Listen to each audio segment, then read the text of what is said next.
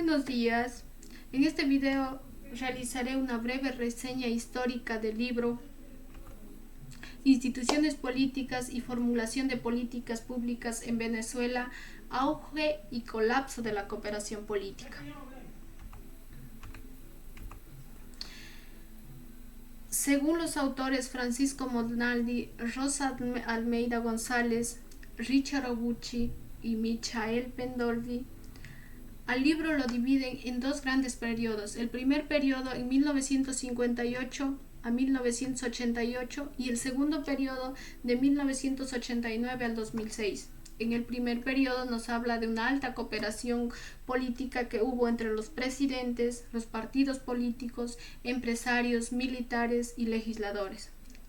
La baja volatilidad, que hubo mayor estabilidad en el país, y la fragmentación, mayor coordinación con los diferentes actores políticos, es decir, había unidad. En el segundo periodo, todo lo contrario de lo primero: baja cooperación, alta volatilidad y alta fragmentación.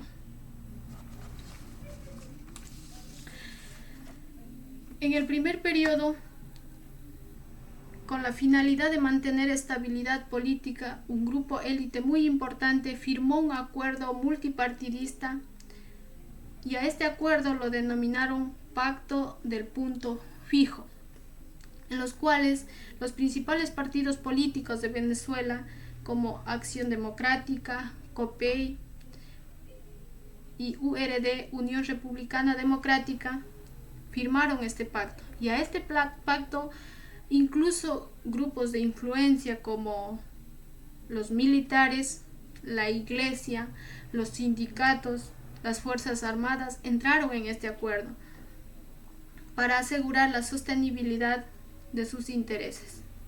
¿Qué contenía en este punto del pacto del punto fijo? Dicho pacto contenía acuerdos sobre la participación en el poder con la distribución inicial de puestos en el gabinete y la implementación de un conjunto básico de políticas económicas y sociales, independientemente de los resultados electorales. El partido que gane, ellos iban a cogobernar porque tenían un acuerdo firmado. En el segundo periodo, el pacto fue más radical, muy diferente al pacto del punto fijo.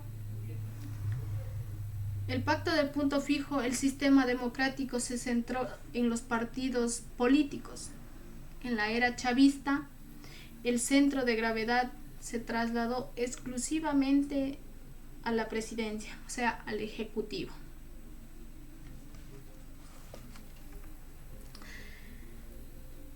En el primer periodo, en la formulación de políticas públicas solo participaban autoridades, líderes de los partidos y grupos de poder. Los líderes de los partidos eran los que tomaban decisiones y dirigían a los legisladores.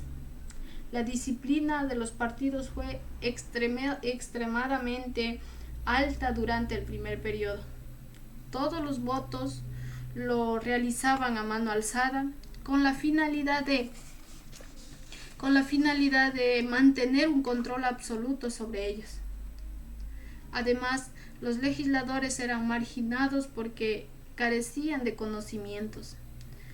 Las leyes aprobadas anualmente fueron demasiado bajas en comparación con otros países, como son Argentina, Brasil y Colombia. A diferencia del segundo periodo, los líderes de los partidos ya no podían lograr fácilmente acuerdos con el Congreso. Los legisladores se volvieron menos disciplinados y más especializados. Los legisladores lograron impulsar reformas para intensificar transferencias fiscales a las regiones. A pesar de la oposición de las autoridades nacionales de los partidos y del Ejecutivo Nacional, la falta de disciplina partidista de los legisladores se manifestó no solo a través de su creciente independencia con respecto a los líderes de los partidos políticos, sino también traicionaron a los partidos que lo habían nominado.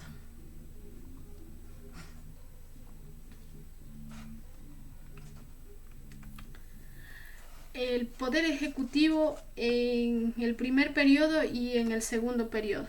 El poder ejecutivo en el primer periodo, con la Constitución de 1961, fue relativamente más débil.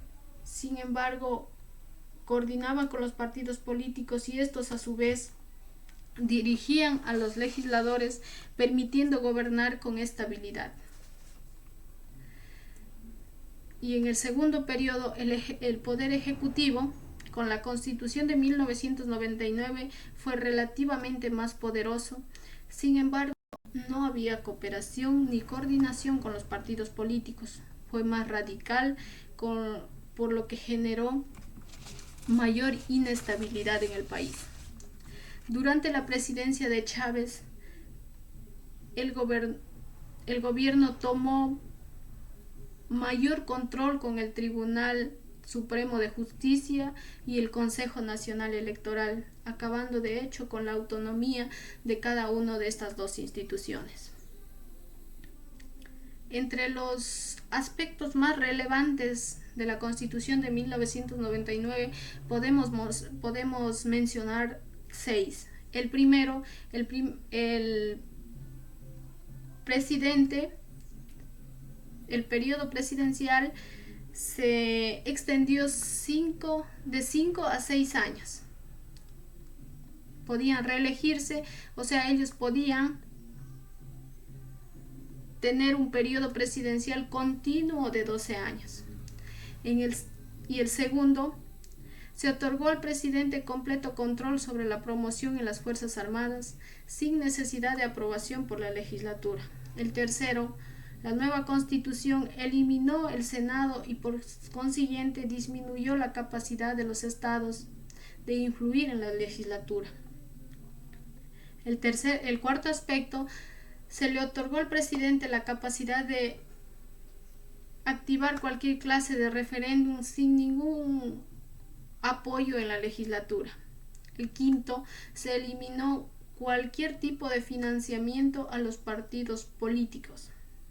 El sexto y último, se introdujo la posibilidad de revocar el mandato a los alcaldes, a los gobernadores, incluso al presidente.